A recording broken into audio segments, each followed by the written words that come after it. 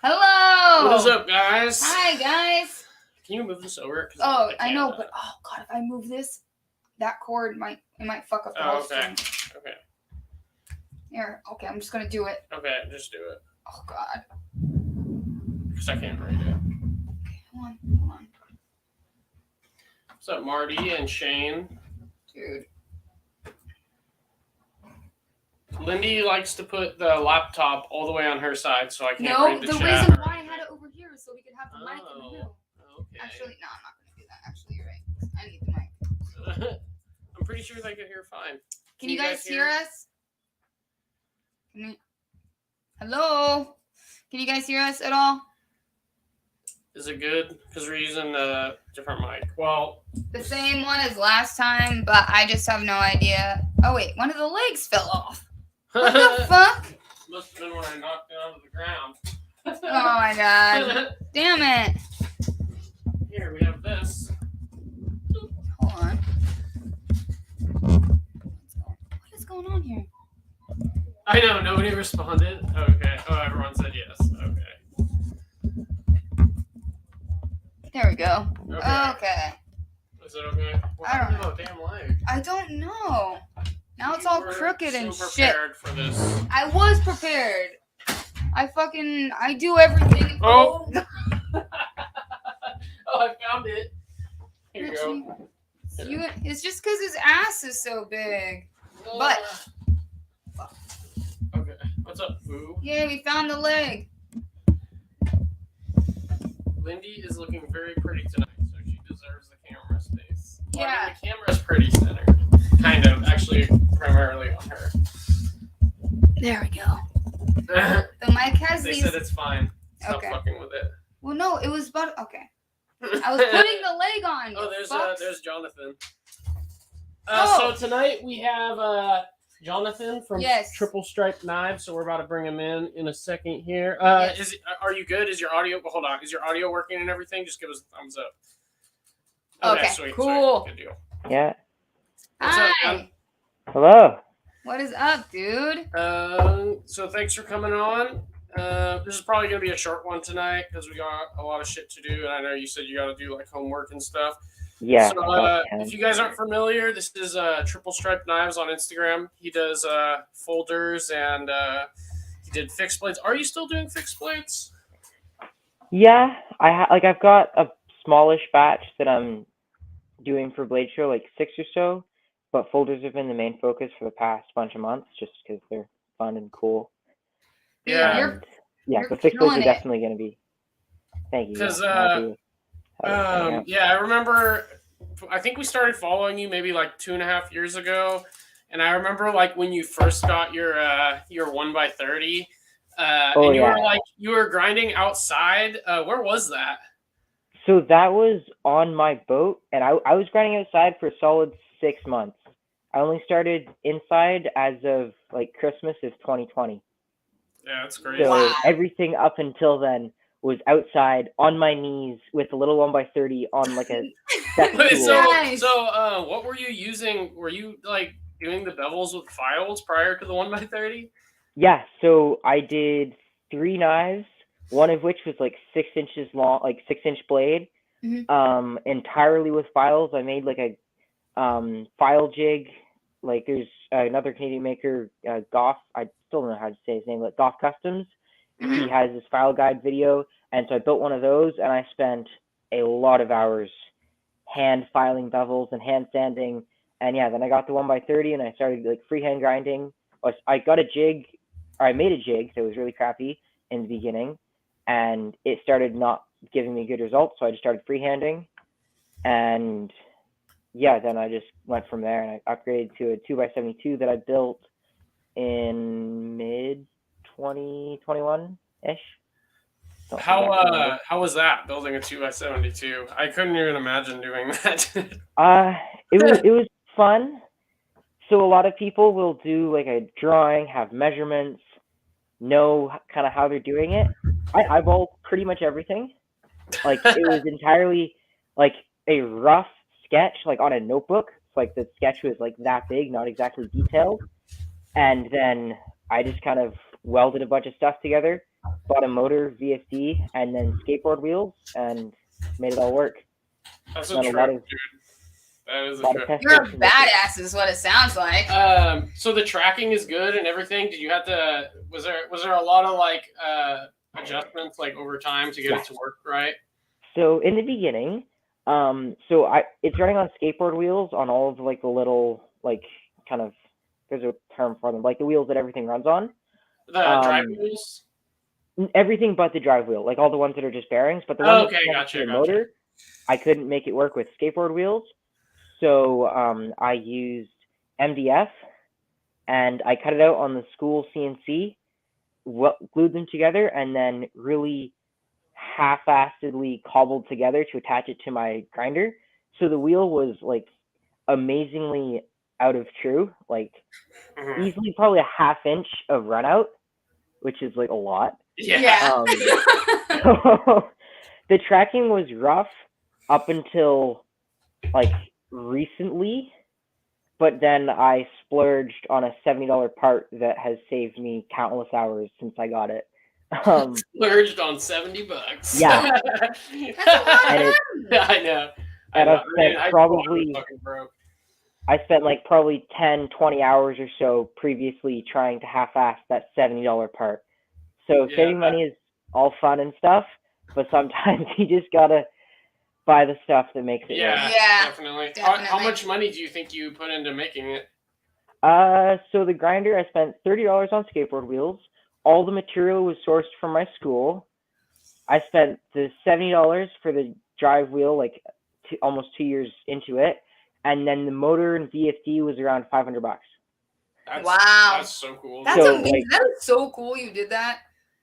Yeah, it was a fun project, and it was a huge. Oh, and I bought glass. I have a glass platen, so that was like another $20-ish. But still, compared to. I keep forgetting. Compared to what it was gonna cost to like buy one. Yeah, I need to get a glass platen for mine. I'm still just. I just keep forgetting. They're super cheap, but yeah, I need to get one for sure. So, how many folders have you done at this point? Oh, did we lose him? Or is that us? Nope. I'm not sure. We'll just wait. Can you guys still see us? It's kind of breaking up, but... Okay, it's good now. There we go. I can see now you started breaking up and stuff. My internet might be iffy. It might be ours, too. Our internet sucks. It seems all right now. I've made 29 folders. I've started... One of the biggest regrets of knife making is I couldn't tell you how many knives exactly I have made. Like, that's, bar nothing, the biggest thing I wish I'd done better when I started out was keep track. But I have done that for folders. So currently, not including 3 friction folders that I've made 29 locking folders. 29th isn't actually done. It's the BOA that I'm hoping to finish up kind of mid next week and have to debut at Blade Show, because it's going to be a personal piece. But yeah, so 29 folders since kind of from October. I started my first folder in October-ish of 2020. Oh, that's amazing. And that's a lot for 2 years. That's crazy. So you have a table at Blade Show West, you said? Yeah. So that's cool. I was just gonna go. 1 year we're not going. What the heck? Yeah, it sucks. There's so many people that I know that aren't going, or have gone to them previously. But yeah, so this is my first time ever doing a show, so I'm kind of jumping. What booth are you at? Do you know your booth? Yeah, I'm gonna be table 7M, right beside Septum Knives, who does amazing fixed blades. I'm happy with my fixed blades. They're useful and look fairly nice. His are just another level of awesome. Beautiful and then not the computer screen. Well, it's like our camera is all the way up here, so it's super awkward. And we need to. Our setup is not the best. I do. I'm gonna buy a narrower lens. That's the problem. Is that first of all, lenses for cameras are really expensive. But if I were to buy a 50 millimeter, it would be a lot more narrow, which means I could have the camera closer and we could be able to look at it. But because it's so wide, and like the camera is like way up here, and then the laptop is way down. Oh wait, it's because we have 2 people. So if we only had 1 person, we could do it. But with 2 people, we both have to fit in the frame, so it has to be far enough away. Yeah, that's what our setup is kind of jacked, but yeah, well, I could try. And like, if I lower dude, it, you should for sure try to get to Blade Show Atlanta, dude. It is so insane. At least one of these years. At least, if not to like, to show, then to at least experience the show because it's crazy. It is so much fun. Yeah, no, I really wanted to go to Atlanta when I was first. The reason I decided to go to Blade Show is because I saw the post from Atlanta and I really wanted to do that. But I'm not sure exactly what I'm going to be doing in like after school. Like I'm in grade 12 now. After school, I might not still be making knives. So if I didn't go to Blade now and I went in like July, I think it's in Atlanta, then I'd have like a few months to like make knives having just been to the show, and then I might be done for at least a few years. Whereas now I can go and then I have a bunch of months after that to keep making knives. So like Atlanta would be a lot of fun. Do you have plans for after high school? Yeah, I want to join the military and go to the Royal Military College in Kingston, Canada. So like I've wanted to do that since before knives. I think I could do knife making full time. Like yeah, I think you could. I think sure, dude. I mean, you're only fucking 16, like, and you're killing it. You're absolutely like I didn't have any serious when I was that age. Like I didn't have any. I'm talking like I'm old when I was that age. But yeah, when I was in high school, I had no like super serious hobbies. Not to that extent. I mean, but maybe if you found knives, it would have been a different story. Yeah. So he's in knife night. He's in high school. He's 16. Yeah, check out his Instagram. He's from Canada. So how much is that? How much is the trip gonna cost you to come to the U.S.? Like how much is the plane? I'm thinking around. I think it's gonna be about $2,000 all told. Okay. It was $550 US for the table, and then I'm getting the cheapest hotel I could possibly find. Yep, yeah, that's what we do. We always do that. Yeah, and so I was gonna fly, which was looking to be about $400 if I booked it like back in July. And I checked with my mom of, hey, are you good with me going to this city in a different country by myself? I didn't think of it that way. That's crazy. My mom would have been like, hell no. Like, no. Oh, I haven't gotten to that part. So she said yes, and then I was about to book them, and then she was like, do you think we could drive? And so now I'm driving to Utah with my mom to get there, which is, I think it's actually going to be better because I can bring more stuff in the car versus like flying, and I have another person. Knives, it's so stressful, dude. Flying across a border is that's a whole nother thing. Even us just flying within the country with knives is scary. Because you wouldn't even be able to bring anything back if you bought stuff, right? Yeah, so what everyone seems to do, like I reached out to a few people in Canada that have done shows, just kind of see what do they do. Everyone ships things, and like they hopefully arrive, but that would cut at least I think I'd need to budget like a week and a half to get things to arrive on time, which would essentially be shipping like on Monday, like next week or so, which I'm not going to be able to do. So I'm driving across with them so I can bring them. But yeah, so driving means I can bring a bunch of stuff over more easily, and I can bring stuff back. I still don't actually have like a contact wheel. All of the hollow grinds you've seen have been done on a 3-inch skateboard wheel, like just like yeah, at the top of the platen, like there's wheel and then platen. I am like slouching down to get under the platen and hollow grinding everything on a 3-inch wheel. Oh, that's crazy. Yeah, and I built a 4-inch wheel that would kind of fit into my small wheel attachment, except it's not especially balanced. So it like vibrates like crazy, and I've done one knife on it like a year ago when I made it. So all of my grinds have been on a 3-inch wheel, and I want to get a contact wheel. So I'm gonna be able to hopefully get one of those at Blade, and potentially a surface grinding attachment as well. Nice. Which would be hard to fly back. knife making stuff readily available in Canada, or do you have to pretty much anything you buy, you have to buy from the U.S., or how does that work? So there's three main places that I buy from in Canada. Maritime Knife Supply is out in Nova Scotia. I've bought a brace, I buy lots of stuff from them. And then Knife Maker Direct is in Alberta, a little bit closer, and I buy lots of steel from him. So they're kind of the two main places that I go to. But a lot of their stuff is getting sourced from the States. So there's everything in Canada is more expensive than if it came from the States, it has to be shipped in, has to have duties. They have the retailers have to make a living.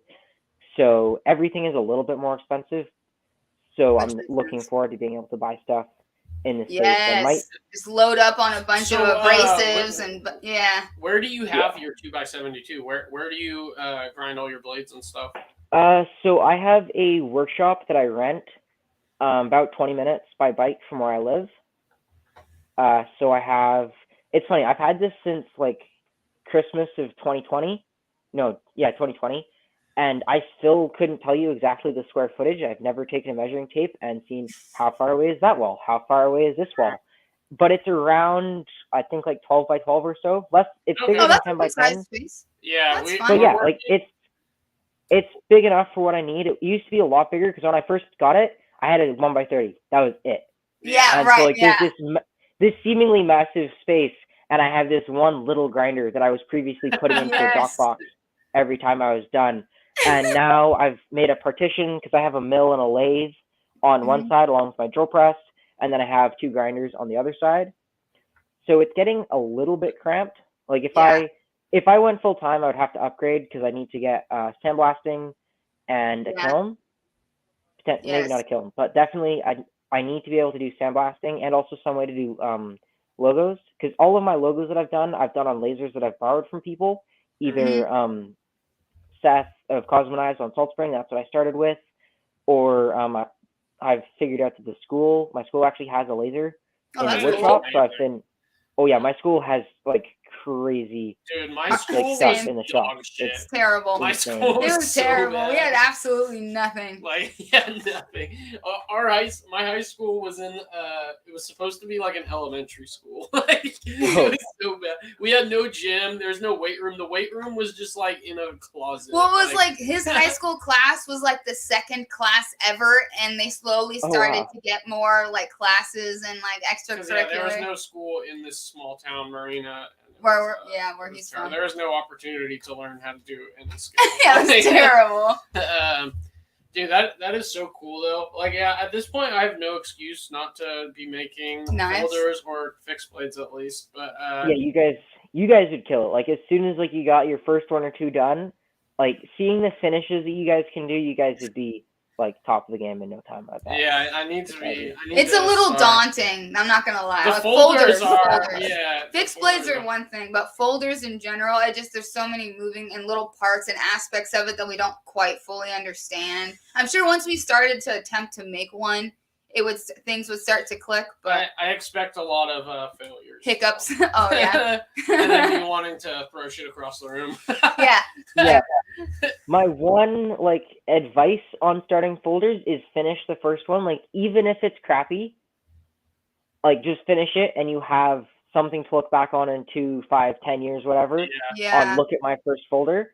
My first folder, I look back on it now, and in fact, I looked back on it 3 months from when I made it, and it kind of made me cringe because it's on washers. The lock bar cut was pretty ugly. Not that I've gotten much better, to be honest, but it's lock rock, everything wasn't great, but still, I still have it. I carried it for a long time. It dominated my pockets when I first made it. It's now got a bunch of issues and it hasn't been really out of the box in ages. But still, I have my first folder and I can see where I came from this with Dem Steel and Damascus and stuff. And knowing Richie, he would probably be like, "Oh nope, throw it away. I don't even want to look at it." But you have to look at it. You have to see where you came from. No, that would be really cool. I've only actually completed one fixed blade. It was my very first one. Every other time I grind the blade and I'm like, all right, trash. Because the grind isn't absolutely perfect. You know, he's very particular about things, which is good to an extent, but like being a perfectionist has its downsides for sure. But I did get this jig, this mowing jig. Oh, it's right down there. That I spent $625 on. I don't know if you've seen these things. Yeah, no, I haven't looked really much into jigs because I've never, like, my grinder couldn't even use one if I wanted to, but I know Moen's one of the top ones, I think. Yeah, so it's supposed to be legit. Brian from Transparent Knives has one, so I haven't really, I tried doing one regrind on it, and it didn't work that well because hollow grinds with jigs don't really work that well if the blade is curved because it just wants to go in a straight line, so it like thins out too much. But it seems cool. I'm gonna try doing some, maybe just some flat grind fixed blades on it or something. Just play with it. Yeah, and then also we have a fucking laser too that I've had for like a month now that I've like only used a couple times. Not used. Yeah, I put some logos on it for this like collaboration we did with Urban EDC Supply. Yeah, and that's like the extent. It's just it's so complex. There's so many layers and layers and layers to using a laser. Got the laser, the jig, the mill, a bunch of shit I have to learn on the mill still. The CNC, the little mini. Yeah, CNC I have a little mini CNC machine for like G10 and like micarta. He buys a bunch of tools and then he just. Oh, and then I do have a surface grinder attachment on the way from Ameribraid that was like $1,300, but it looks super nice, so I'm stoked to get that. And then you guys are all set. Just gotta do it now. Yeah, dude, I've just been going kind of crazy. He starts convincing himself he needs these tools, and then he buys them and then doesn't use them. Not once. It's hard, dude. It's hard. I want to use them, but he does. He does want to use them. It's just there's so much. There's just so much work. And a part of us, like, we feel very guilty, like splurging and like spending time learning, like, you know, spending our own time doing shit when like we know like there's work here that needs to be done. That you've got orders. That's the tricky thing. Like starting something once you're kind of an established business is you need to you have to take time from orders and stuff that's like actually kind of productive. Right. To grow. Do it, which is why it takes time to grow as a business. But like if we take that time, then that's like work that's sitting on a shelf, you know. It's just I had taken a couple breaks though, and I started making some clips, and that was a lot of fun. Making the clips was a lot easier than I thought it was going to be. Like, not one of the clips I had to like throw out or anything. Like the very first one I made, they were all great, and they all went super smoothly. So that was sweet. Like I made this. Oh, we want to get my Sabenza here. I made this one for the Drunken. There you go. And then this is the most recent one I did for Lindy Sabenza. Sweet. But yeah, it was fun. Yeah, no, that was clean. That was really beam good. You did is perfect. It literally looks like it was machine done. It's crazy. All right, so yeah, that clip looks pretty sweet. Thanks, man. So what steels have you been doing mainly? Here's the link from up until I got my hands on MagnaCut, it was entirely Nitro V. Like I did three knives in the beginning in 80 CRV2 and 01, 4 knives actually, and then I started using Nitro V from like knife number 5 or so, and I stuck with it until I got my hands on enough MagnaCut. Now it's mainly fixed blades are Nitro V, and folders I've been doing in MagnaCut. Although I kind of sort of accidentally bought a big sheet of MagnaCut that wasn't as thick as I thought it was because I bought it for folders. Except so I bought ages ago, like when MagnaCut was really hard to get your hands on. I got 1/8 inch that was like fairly oversized, around like 0.15 or so, which has been what all the folders have had. And then I ran out of that, and then I thought that it was like 3/32, but really oversized. So I bought more 3/32, which funnily enough is not oversized all the way to like 0.15. So now I have a bunch of thin MagnaCut, so you'll probably be seeing MagnaCut lizards and stuff coming up, because I'm just going to cut a bunch, like water it a bunch out and have them in stock to work through. But yeah, the main steels have been Nitro V, Magna Cut, and then a little bit of 80 CRV2 on like the Achilles, the bigger stuff. And I have something sitting beside me. This is direction. This is Apex Ultra. Oh, cool. New steel by two European makers whose names I'm unfortunately forgetting, and again, Laren Thomas, same as Magna Cut. Yeah. So this is also the first blade I've ever actually forged. Oh, that's awesome. I did this like today and ground a little bit on it, like to start doing up the tang. So yeah, this is a new steel for me. This is like the first time ever cutting into it, and it should be pretty sweet. This is hopefully gonna be on my table at Blade to show off, because it's like I've never forged anything before, and I have a new like handle construction to try. Because everything up until except for one blade has either folded or been like full tang, but this is gonna have a hopefully removable kind of wah handle setup. Ooh, so cool.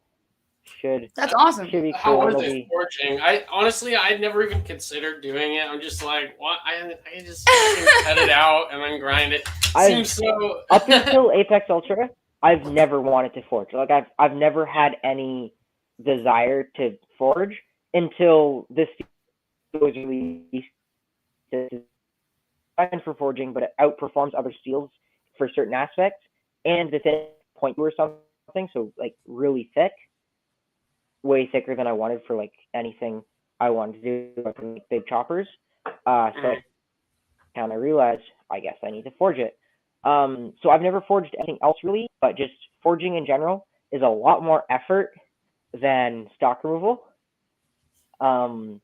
A lot more effort. So I realized, and also I wasn't. Yeah, like I was getting tired. I got tired pretty quick into forging. Also, I realized I was doing it inefficiently, like using a lot of my elbow to like kind of bend and not bring the hammer as high. Like I didn't really research how to forge much. I bought a hammer, I polished it, and I started hitting hot steel, and like it seemed to work.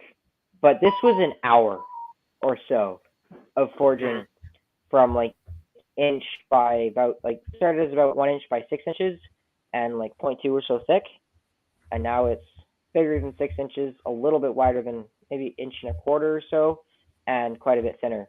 But it was a lot of time, longer than it probably should have been. But yeah. So do you do your own heat treats? Do you have an oven? So I do not currently have an oven. I might after Blade Show. Haven't decided yet.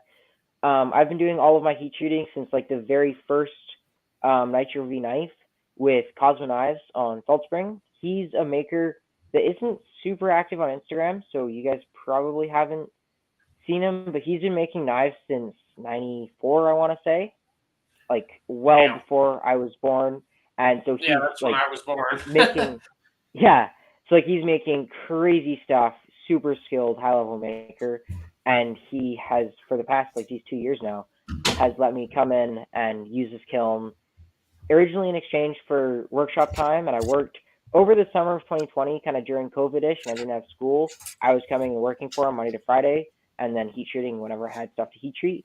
Now I've been I've been just too busy, and I haven't been able to come over as much. We're still vaguely doing, I heat treat and then work for him as a trade. But so I'm doing my own heat treat, just not with my own stuff. Right. What kind of stuff does he have you do for him in exchange? I've ground a lot of blades, finished a lot of handles. I've heat treated some of his stuff occasionally, cleaned, a lot of vacuuming in the beginning. One of the things that really kind of set me off well, like way in the beginning, is he had me grind a bunch of what do you call them? Of like railroad knives that I think were in order or something. I can't remember, but like fairly simple stuff that didn't need to be like his crazy high level of quality. But I was just freehand grinding on a 24-inch contact wheel, and it just like I ground 8 or so knives, which is 16 actually. It was 2 batches of 8, which is more knives that I'd made up until that point. So it got my grinds a lot better. Cool. But yeah, I'm just kind of slowly getting a bit more technical work for him as I get better. But yeah, just doing really whatever he needs done. What size wheel do you plan on picking up? Anywhere from a 6-inch to a 12-inch. I haven't exactly decided. I'm gonna see what's there. I don't think there's many like grinder makers and stuff. I know Ameribraid isn't coming, so I would have gotten it from them because they seem to get good reviews and be a bit more budget. Some of the other people I know. Yeah, Ameribraid is legit because their contact wheels are super inexpensive compared to well priced, and their everything they do is just super well made. And the guys there are just so cool. They're so nice. They're amazing. They seem like good people. But so they're not there. Beaumont, I think, is who I'm likely gonna have to get it from if I get it at the show. However, I saw on Brian from Transparent Knives, he sold some Beaumont wheels at like really reduced pricing because apparently Beaumont sells their wheels for way more than everyone else. They're like double the price of what you pay from Ameribraid, which is kind of ridiculous. So it would be cheaper. You just order it from the US then? I mean, just I'm thinking I'm gonna do that. I've been shipping actually a fair amount of stuff to Blade Show. Like some of it I do need at the show. Some of it I just don't want to pay to ship it across the border. Yeah. Them as just as a like post office box to collect when I'm there. So I might ship a contact wheel there. I've been debating picking up a surface grinding attachment from them as well, from Beaumont. But if I order a contact wheel, I'll likely also order a surface grinding attachment from them, just because I'm paying to ship it anyway. I might as well get everything. Like it'd be cool to buy like grinder parts from someone that like knows what they're talking about and be able to talk to them in person. And like I've met like two knife makers in total. No, three knife makers in total ever. And no one, like no grinder makers, I've met not a lot of people in the community, so it'd be cool to talk to the people that I'm buying the grinder parts from. Yeah, definitely. But it's not worth twice as much. So yeah, right. I've noticed a lot of older makers that you try to talk to about stuff. Like a lot of older makers don't even use surface grinders, and they're just like they know what they know, and that's it, and they don't try to like expand more on that. I've talked to a lot of makers where I was like surprised at their lack of knowledge, I guess. Yes. But I mean, at Blade Show there will be tons of people. Definitely. So I have a 10-inch contact wheel, which I would say is a good spot. Yeah. Brian just bought that 14, and he loves it. He says it's awesome because you could bring the grind up really high, and it doesn't like thin it out too much in the middle. But I think the 10-inch is a good middle zone. Oh. But because I think like I don't do a lot of super big blades. Like thinking of grinding the lizard or the dwarf, like I like kind of a mid-height bevel, like same dwarf, and like that's as high as I would like to go. That's pretty tall. Yeah. Yeah, that's a fairly high bevel. Like this guy's really thick. This is the first blade I made in MagnaCut, so it's like 150 thou or so, like right there. I tapered the tang down a little bit. But yeah, so it's a fairly chunky knife, so I wanted to bring the grind higher than normal just to get it thin. You're right. But yeah, I haven't quite decided on the contact wheel size. Definitely bigger than 3-inch though. Dude, that's crazy. So my platen from Ameribraid, it's like a combo platen, so it actually came with the platen, and then you could like loosen it and. You guys are frozen. Sorry. Okay. Just do not shake. Okay. That's the problem. This cord that I have that connects my camera is like clinging on for life. So we gotta be careful with it. If we shake or move or look at it wrong, it just kills us. So actually, you know what? I could just show you real quick. Hang on one sec. Also, Ryan. I was gonna read. Never mind. Don't worry about it. Okay. Let me see here. What are you trying to do? Just you can go to So we'll go here, and then we'll go share. Chrome. Okay. New tab. Oh yeah, there we go. Okay. All right. Wrong one. It just clicked on it. No. You did the one in a different window. It's not this one? Hit stop sharing. Okay. Yeah, and then just close this. Oh, never mind. Don't close. How do you know that wasn't the one? because it opened up a new window. Oh, okay. I saw that. Okay. Well, apparently I'm terrible at this. No, it's not. It's because there's two of them. Which one is it? I don't know. Okay. That's why I was trying to get you to close it. I guess it doesn't really matter. Okay, what does it matter? I don't know. It bothers me. Okay. Ameribraid combo button. So this is the. Oh yeah, this thing's cool. If it loads. Oh yeah. So this is the one I have. So basically, you could loosen it and it'll tilt. You could tilt it up. And then it comes with a 6 or 4 inch. I think mine 6. Yeah, mine's a 6. But I don't know. I felt like it was too small to do hollow grinds on. But now I could have definitely done it. You say that, and then he's over here. Yeah, I know. Yeah, shut the fuck up. Yeah. So I ended up buying a 10-inch at Blade Show, and they gave me a really good deal on it. But nice. Yeah, that's crazy. A few platens like that. That would have been a cool thing to build in. I kind of built my platen design, like the plate that it's mounted on, with the intention of doing more with it that I never ended up doing. So I could probably retrofit it to be able to turn a bit, but I think I'd rather just have different tool arms for, like, especially if I'm doing a big wheel. Because when I'm just using like cheapo steel that I kind of borrow from school, not borrow, use without paying for, I guess. Then I can just make another tool arm. It's not a huge effort. But yeah, surface grinding attachment. This one is insane, dude. Like, compared to all the other ones, this one makes them look like toys. Like, this one looks so nice.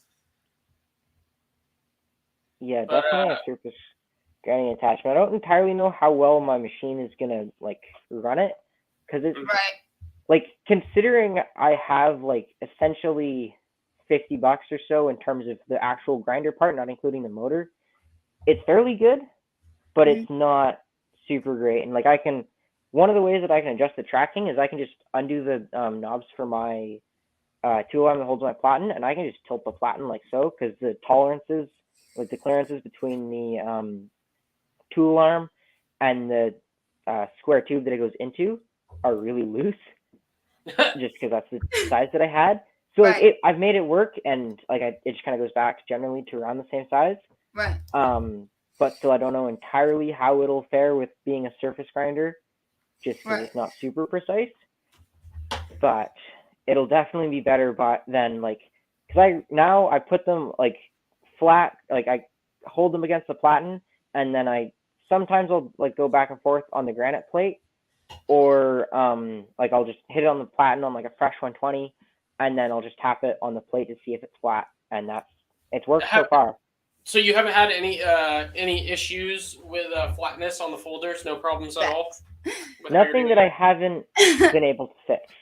Gotcha. Sort of. Actually, no, I've had a few things I haven't been able to fix. Like some knives have centering issues. Like, but also when I sold them, I said so. Like that's one of the things I've always tried to do, is be as honest as I can. Yeah. Because like, if I don't sell a knife because it has an issue that I like told people about, that's fine. Like, I'm not super upset with that.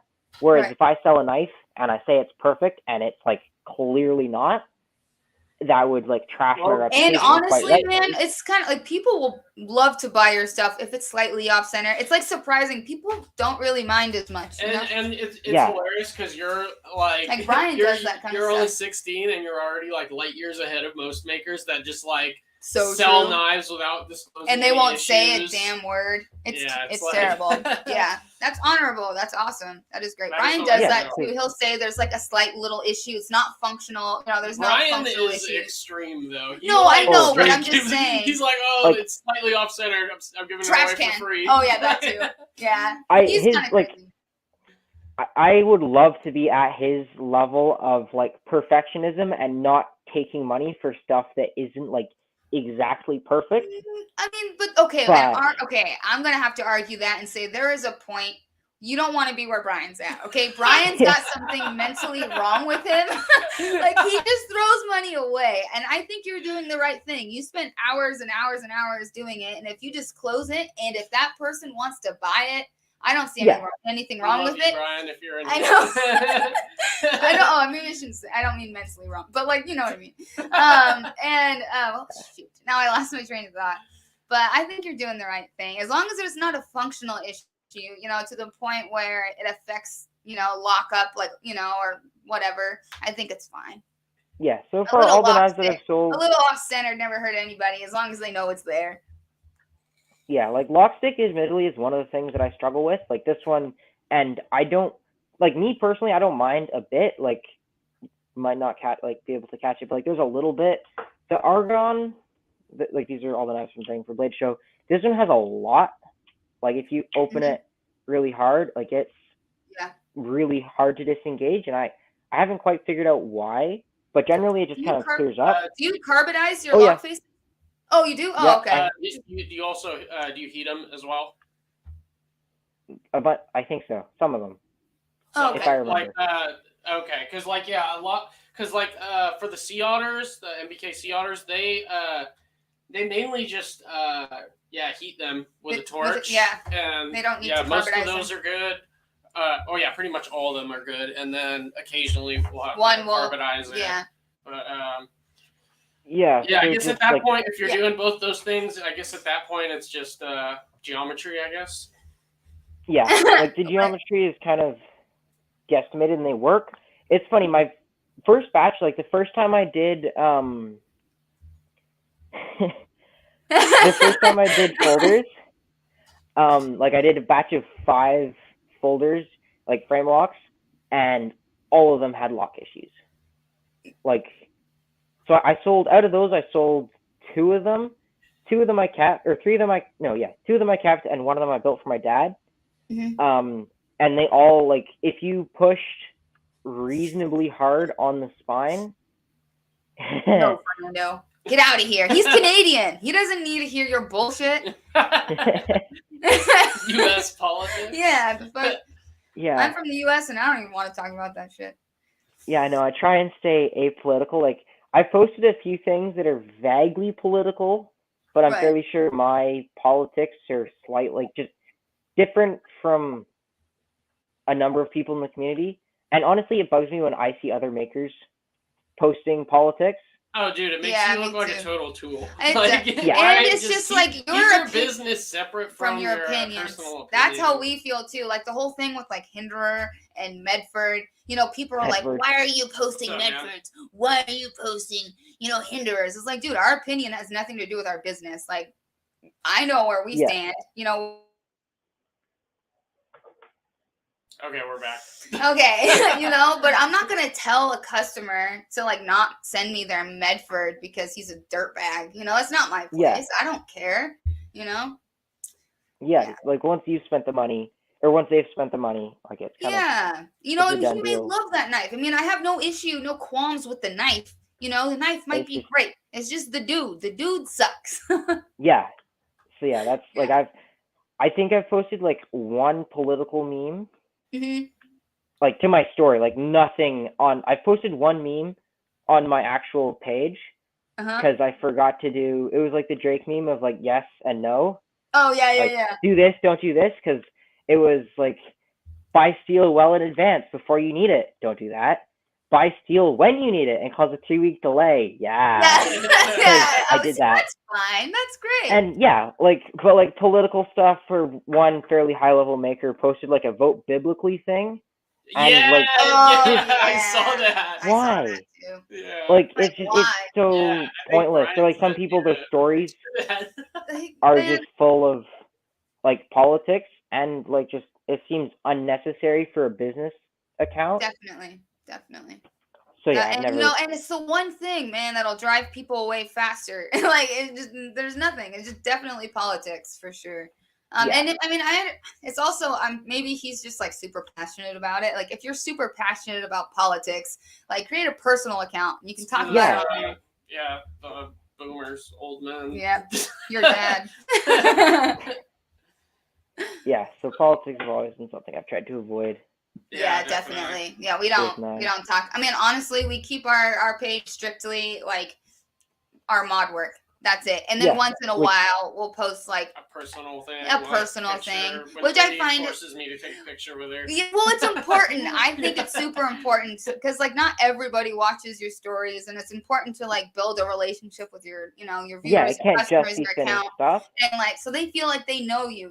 Like who are we? Like why are you sending us your knives? It's just honestly, are we like. I don't know. Without Lindy, our page would not have grown at all because I'm not like I'm a network kind of girl. I'm not outgoing in that way. Yes. Now you are. Now you're in it. Yeah. But when we first started, Richie was like, "I don't want to talk to anybody," and I was like, "I'll talk to everybody." Yeah, that's not how a page grows when you don't talk to people. Yeah. Yeah. You kind of have to. Yeah, that's part of the business relations. Kind of switched roles actually as of late. Yeah, that's true. I go through phases where like mentally I'm like I can't handle like talking to people, and then I'm like, okay, boop, his job. He said, Richie, it took me like 4 months to even. No, you were right. Yeah, because Lindy would like talk about me, and then I would just never. He hated being on camera. Like it made him super uncomfortable. If you go back and watch like the old live streams, like my first couple of live streams, I didn't say a word, and Lindy would just like not stop talking. Yeah, because there's a thing in our relationship where like if he's feeling like out of place or uncomfortable, I gotta step up to the plate and like I don't know, like compensate in a way to make him feel comfortable, And so I was just nervous talking. Yeah, no, I can see doing that for sure. All right, Fernando. We wouldn't have even started if you hadn't said anything. It's your fault, Fernando. The reason goes to... what do you guys... Oh, okay. What do you guys think about the CRK $50 mark? Sure. Okay, wait. Before I forget. So what kind of collection do you have, Jonathan? Yeah. Let me think. I have 4 production knives. Maybe what 5. knives? What? I have a Kershaw Ember, like tiny little assisted flipper, Hinder design that I bought in like early 2019. I got it shipped into the Marshall Islands because I was there, and that's been modded with a choil and a massive lanyard. Looks really dumb, and it's off center and blood play, all that fun stuff. So that was a big deal. That was like a $20 knife. That was big. Nice. Because like before knife making, I had 0 income. Yeah. I got paid. Oh yeah, of course. Yeah. So that was like $20. That was a big deal. And then I bought a mini grip. In Alaska because it was on sale. I got it for $65 US. That was really big. Like if $20 that was a fairly nice knife.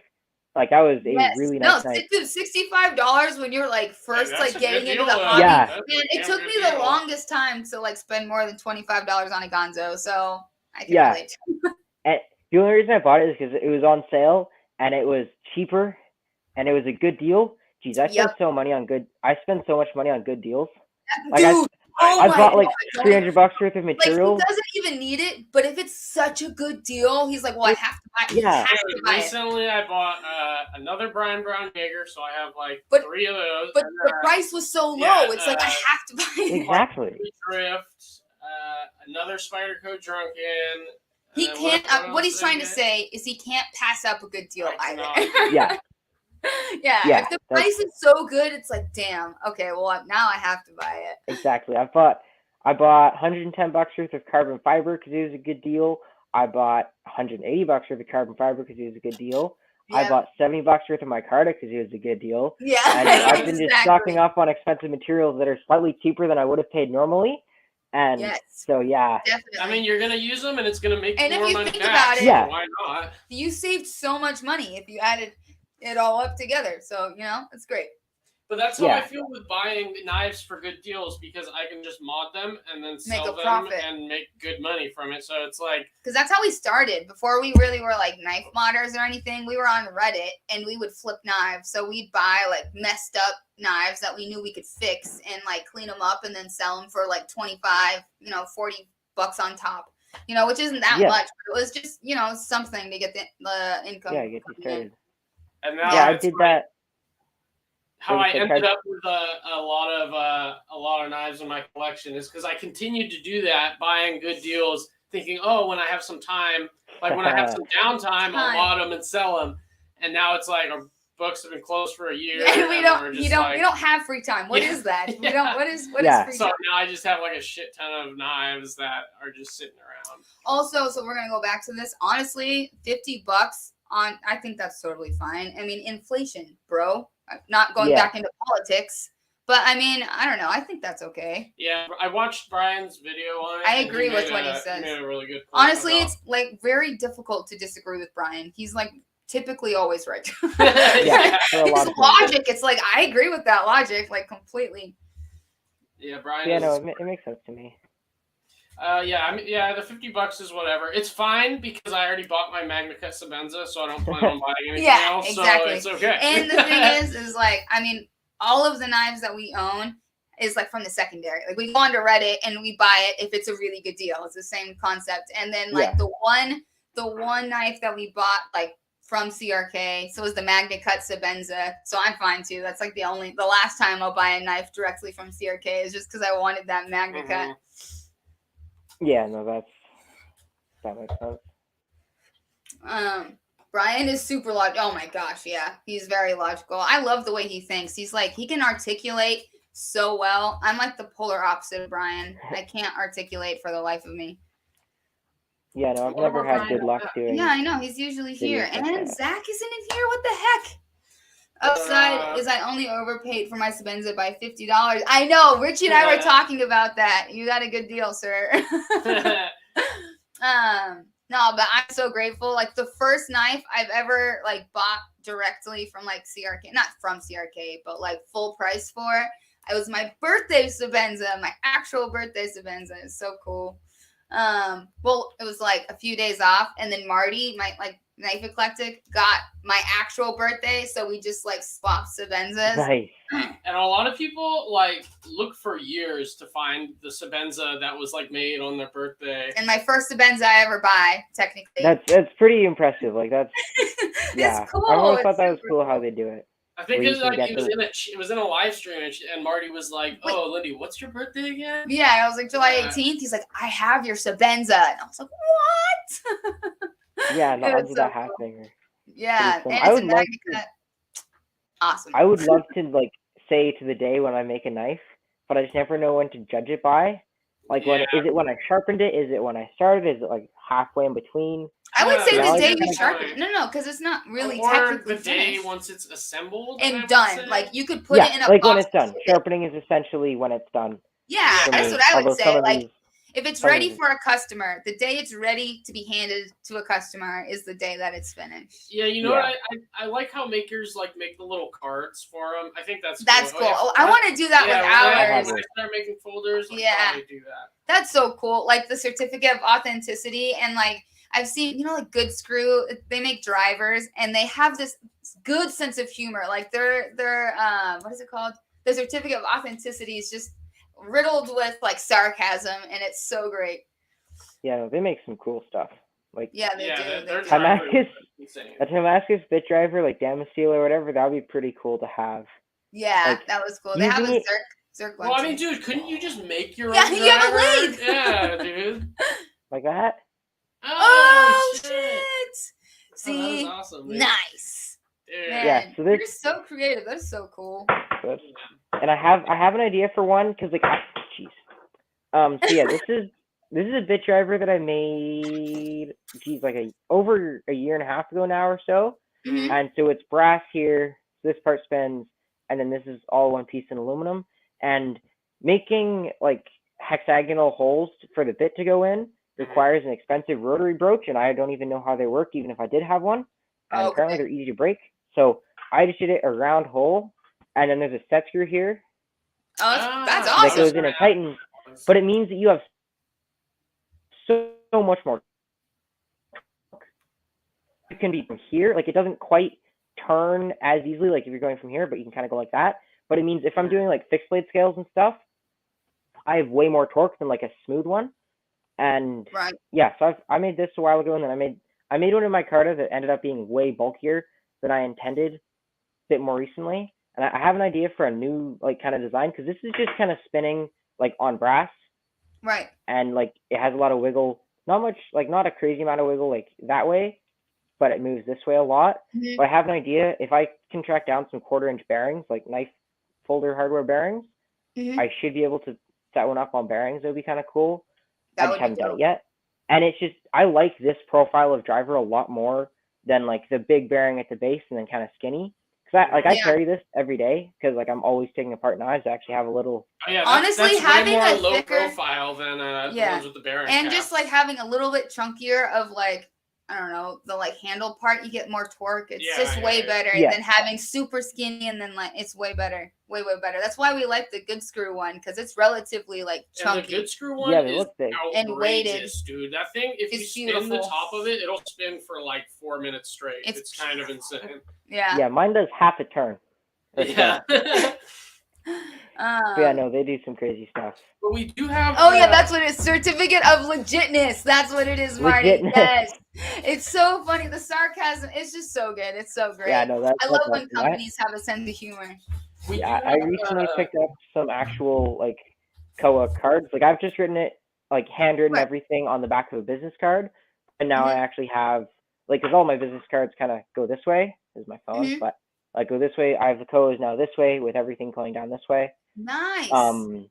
And yeah, they just say certificate, like triple strike knife, certificate of authenticity on it, and then I've got like the knife, the grind, the steel, handle materials, liners, finish, sheath, or something. They're not super well set up for folders versus fixed blades. Makes you feel so professional. You're like, yes. You know, I don't know that feeling. It feels so good. Yeah, professionalism. Like it's cool. Oh. So this was made by. What's that? Is that the good screw one or is that? No. So this one is made by Blackwater Machine Works. Oh, so he actually he hooked us up with these for free. We got this one and then a resin driver. He used to grind knives for Keneson Knives. Yeah, I know. Okay. Yeah, so he moved back down here and he hooked us up with these. So these are pretty cool. That's awesome. And then this is the good screw one. These are just like outrageous. The good screw. Yeah, no, that's is so nice. Yeah, the beefier like at this point is just so much better for torque. It's great. Yeah, because like Blackwater, I think he's doing them like on a manual mill, so he can only do like grooves like this way. Whereas good screw looks like it's CNC'd, so you can have the grooves going lengthwise, which gives you a lot more like torque. Yes, exactly. Not torque, but like you can just hold them a lot better. That's made a lot of sense to me, I think. Yeah, he was doing them on a little machine shop mini lathe. No? Lathe. Yeah. And then he got a Bridgeport pretty recently, so probably going to be doing that on those soon. We haven't seen talked to him in a while. Yeah, but they're good. They're nice. I like them.